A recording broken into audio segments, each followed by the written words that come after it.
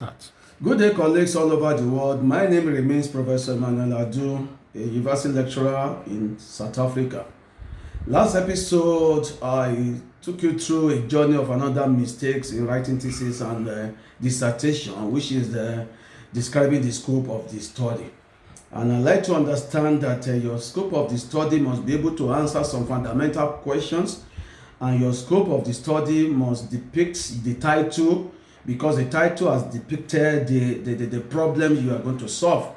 Today, I'm going to take you through another journey of mistake in writing thesis and dissertation. So, the first thing I'm going to say today I will try to do two mistakes. Number one for today is that writing a good summary of the chapter. And it is obvious that when you finish a chapter in the thesis, especially chapter 1, 2, 3, and 4, you need to summarize what you have written inside that chapter. If chapter 5 happens to be your last chapter, that will not have a summary. Or if chapter 6 happens to be your last chapter in the thesis, that should not be a summary there.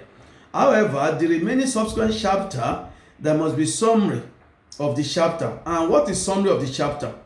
The mistakes colleagues are making here is that they thought that the summary of the chapter is like a summary of writing articles into a journal, inside a journal. No. The summary of a chapter in thesis writing and dissertation writing is to succinctly describe what you have done in the chapter and what your reader should be expected in the next chapter. So many writers, many researchers do not include this.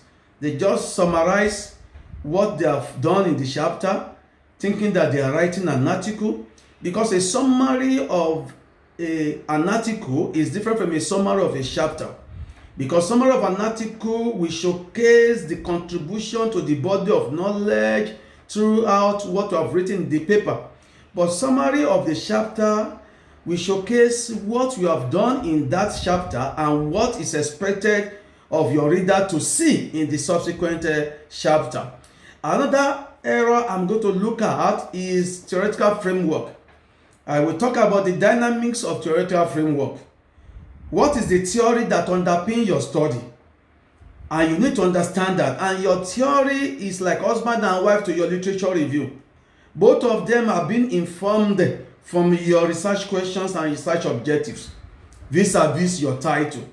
So when you are writing your theoretical framework, you will need to discuss your result or doing the write-up that is relevant to the answering of your questions.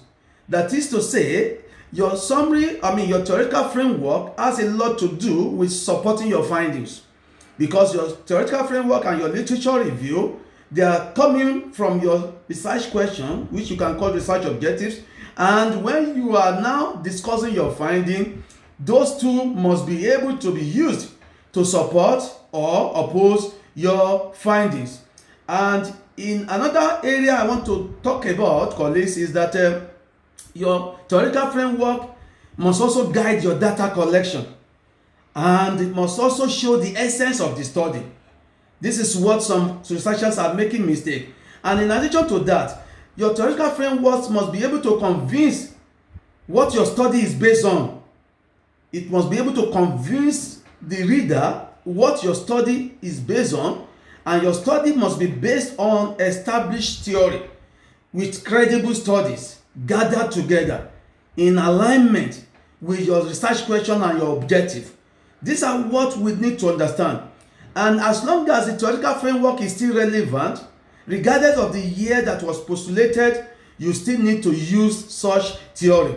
And finally, colleagues, when we are talking about theoretical framework, there is need for you to devote a paragraph or two to why the theory is relevant. And don't forget, when you are writing theoretical framework, there are 2-3 things that you need to put in mind. Who was the proponent of that theory? And what is that theory? And how is the theory relevant to your study? You cannot leave this session without talking about these 3 things. Even when you are writing article to the paper. By Gostick, what is the theory? Constructivism theory. Then what is constructivist theory? How is constructivism theory relevant to your study? So allow me to leave you for today. Look out for next Tuesday while we upload another series of research seminar. See you then. Bye.